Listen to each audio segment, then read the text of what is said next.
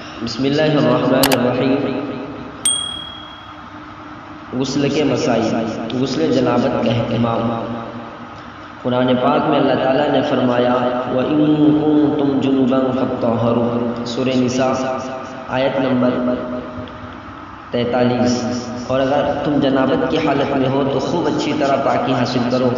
اور احادیث شریفہ میں بلا عذر مسلسل ناپاک رہنے پر سخت وعید وارد ہے۔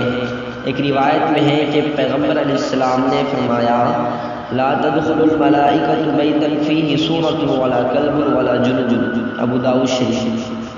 ترجمہ: رحمت کے فرشتے ایسے گھر میں داخل نہیں ہوتے جہاں تصویر، کتا یا جنوبی شخص ہو۔ یہاں جنوبی سے مراد وہ شخص ہے جو بلا عذر غسل میں اتنی تاخیر کرے کہ نماز قضا ہو جائے۔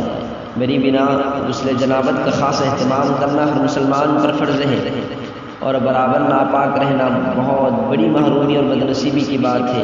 اس ناپاکی کا دل پر بھی بہت برا اثر مرتب ہوتا ہے۔ اس لیے ضروری ہے کہ ہر مسلمان غسل کے ضروری مسائل سے واقف رہے اور اس میں قطعاً کوتاہی نہ کرے۔ اسی مناسبت سے غسل کے مسائل آپ کی خدمت میں وقفے سے انشاءاللہ پیش کرنے کی کوشش کی جا رہی ہے۔ غسل کب واجب ہوتا ہے؟ غسل کے وجوب کے اصل اسباب 3 ہیں۔ نمبر 1 جنابت، انزال یا احتلام اور انتقاء ختانین بھی اسی کے حکم میں ہیں۔ نمبر 2 حیض کا انقطاع۔ نمبر 3 نفاس کا انقطاع۔ مسئلہ ہے منی کا اپنے مستقر سے شہوت کے ساتھ جدا ہونا۔ اگر منی اپنے مستقر سے شہوت کے ساتھ جدا ہو جائے تو بعد میں اس کا خروج اگرچہ بلا شہوت ہو پھر بھی موجب غسل ہے۔ مثلا مرد نے ہاتھ سے اپنے عضو خاص کو ایسا پکڑا کہ شہوت کی حالت میں منی باہر نہیں نکل پائی اور جوش ٹھنڈا ہونے کے بعد نکلی ہو، تب بھی راجح قول کے مطابق غسل واجب ہو جائے گا۔ منی کا بلا شہوت اپنے مستقر سے جدا ہونا۔